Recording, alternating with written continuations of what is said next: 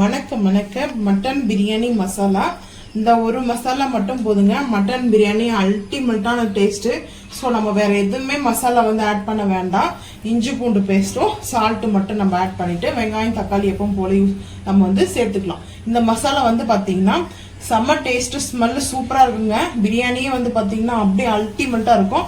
So first வந்து பாத்தீங்கன்னா காஷ்மீர் மிளகாய் பவுடர் வந்து நான் எடுத்திருக்கேன். இது வந்து ஒரு 3 டீஸ்பூன் எடுத்திருக்கேங்க. டீஸ்பூன்ல வந்து பாத்தீங்கன்னா பெரிய ஸ்பூன்ல ஒரு 3 டீஸ்பூன் எடுத்திருக்கேன். ஸோ அதுக்கப்புறம் வந்து பாத்தீங்கன்னா ஜீரகம் வந்து எதுக்காக எடுத்திருக்கேன்னா பிரியாணி டைஜஷன் ஆகணும். ஸோ நம்மளுக்கு அதை வந்து நம்ம சாப்பிட்டோம்னா டைஜஷன் ஆகாம இருக்கக்கூடாது இல்லையா? ஸோ அதனால டைஜஷனுக்காக நான் வந்து எடுத்திருக்கேன்.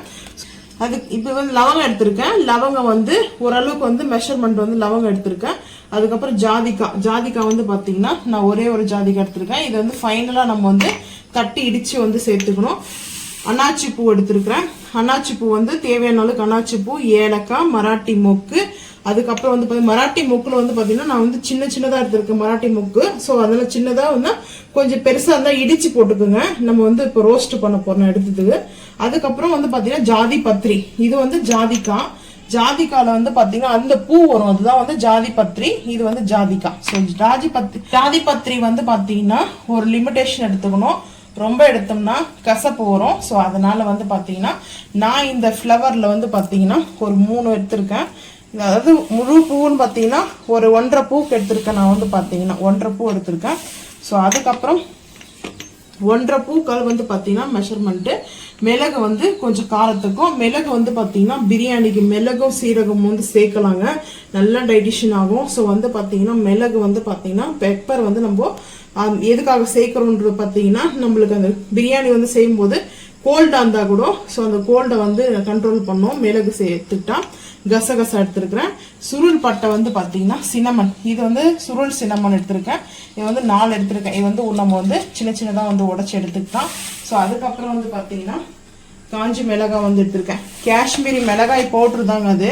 காஷ்மீரி மிளகாய் பவுடர் நம்ம எடுத்துருக்கிறோம். இங்க வந்து காஞ்சி மிளகாய் எடுத்திருக்கேன். இதுல வந்து பாத்தீங்கன்னா கொஞ்சம் வந்து காஷ்மீரி மிளகாயும் இருக்கும், மிக்ஸ் இருக்கும், நாட்டு மிளகாய் இருக்கும். அதுக்கப்புறம் வந்து காஷ்மீர் மிளகாய் சேர்த்து எடுத்திருக்கேன். இங்க வந்து பேலீஃப் எடுத்திருக்கேன். பேலீஃப் வந்து கட் பண்ணி போட்டுக்கலாம். ஸோ அதுக்கப்புறம் வந்து பாத்தீங்கன்னா இது நார்மல் சின்னமன் வந்து பாத்தீங்கன்னா பட்டை இல்லையா, நார்மல் பட்டை எடுத்திருக்கேன். ஸோ இவ்வளவுதாங்க. இப்போ நம்ம வந்து 1 by 1 வந்து ரோஸ்ட் பண்ணிக்கலாம் வாங்க. அடுப்பு ஆன் பண்ணிட்டு இருக்கேன். நான்ஸ்டிக் ஃபேன் தான் வச்சிருக்கேன். இப்போ வந்து பாத்தீங்கன்னா ஏலக்காய். ஸோ ஏலக்காய்க்கு அப்புறம் அன்னாச்சி பூ, மராட்டி மொக்கு, மிளகு, அதுக்கப்புறம் லவங்கம் சேர்த்தாச்சு. ஜாதி பத்திரி வந்து லாஸ்டா தான் சேர்க்கணும், இப்போ வந்து சேர்க்க வேண்டாம். இந்த பார்த்தீங்கன்னா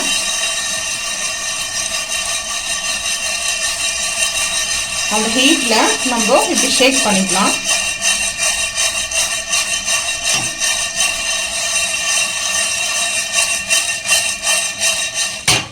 கொஞ்சம் ஹீட் ஆகட்டும், பார்த்துக்கலாம்.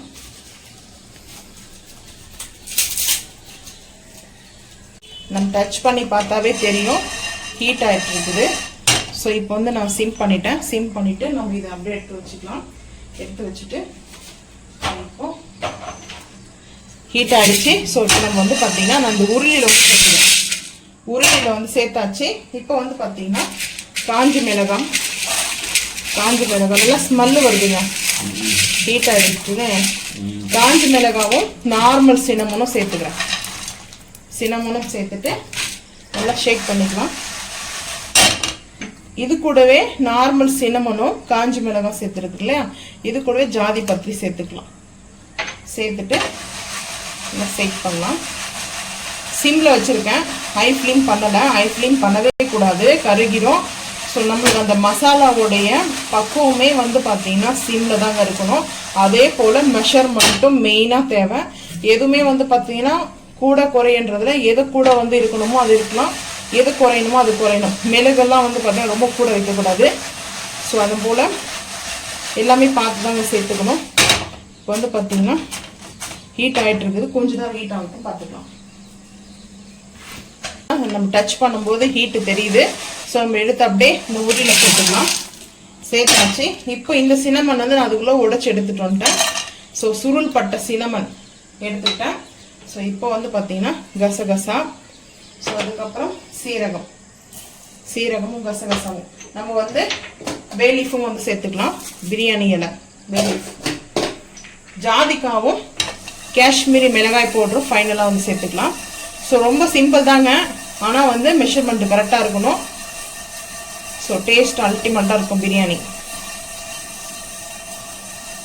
தம் பிரியாணிலாம் ரொம்ப டேஸ்ட் சூப்பராக இருக்குங்க. இந்த மசாலா வந்து பார்த்தீங்கன்னா நார்மல் பிரியாணிக்கே நல்லாயிருக்கும். மட்டன் பிரியாணி மசாலா தான். ஸோ சிக்கன் பிரியாணி மசாலா வேணா சொல்லுங்கள், நான் வந்து செய்யும்போது அந்த மசாலா வந்து ரெசிபி ஷேர் பண்ணுறேன். சிக்கனுக்கு வந்து கொஞ்சம் வந்து டிஃப்ரெண்ட் இருக்கும்.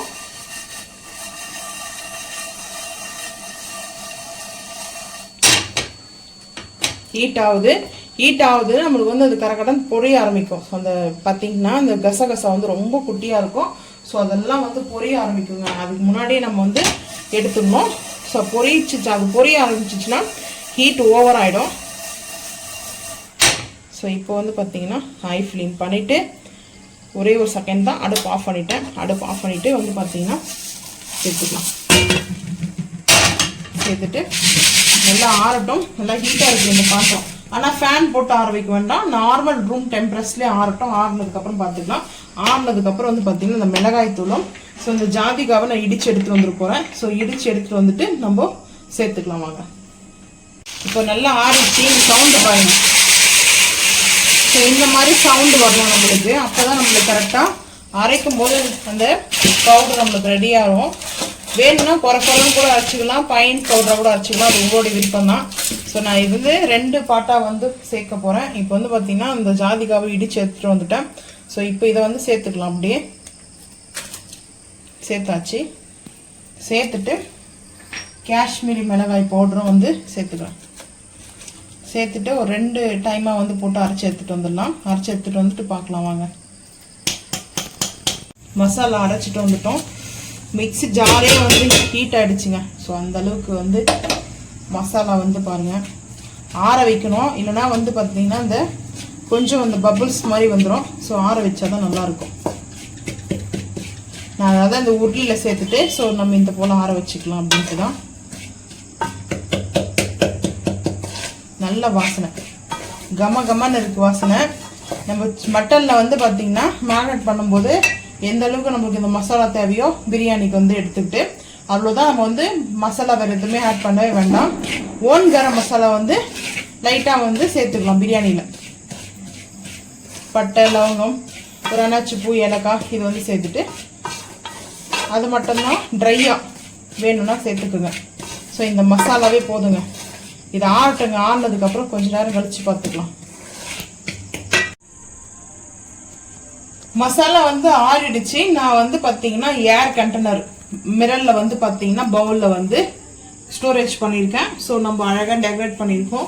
எந்த மசாலா வச்சு நம்ம வந்து ரெடி பண்ணோமோ ஸோ அந்த மசாலாவில் வந்து ரெடி பண்ணியிருக்கோம். ஸோ இப்படி தான் வந்து பார்த்தீங்கன்னா நம்ம மசாலா செஞ்சு முடிச்சிட்டோம்னா நம்மளுக்கு இந்த ஒரு மசாலா இருந்தாவே போதுங்க. டேஸ்ட் அல்டிமேட்டாக இருக்கும். பிரியாணி மசாலா நல்ல பைசியான வந்து சாப்பிடணும்னா கூட எக்ஸ்ட்ரா ஒரு ஸ்பூனுக்கு இன்னொரு ஸ்பூன் வந்து சேர்த்துக்குங்க. அல்டிமேட்டாக இருக்கும். ஸோ அந்த வீடியோ பிடிச்சா மறக்காம வந்து லைக் பண்ணுங்க, ஷேர் பண்ணுங்க, சப்ஸ்கிரைப் பண்ணுங்க, பெல் ஐக்கான் வந்து கிளிக் பண்ணுங்க, மறக்காம வந்து ஃபாலோ பண்ணுங்க. அப்பதான் நம்ம போற வீடியோ உங்களுக்கு நோட்டிபிகேஷனா வரும். தேங்க்யூ.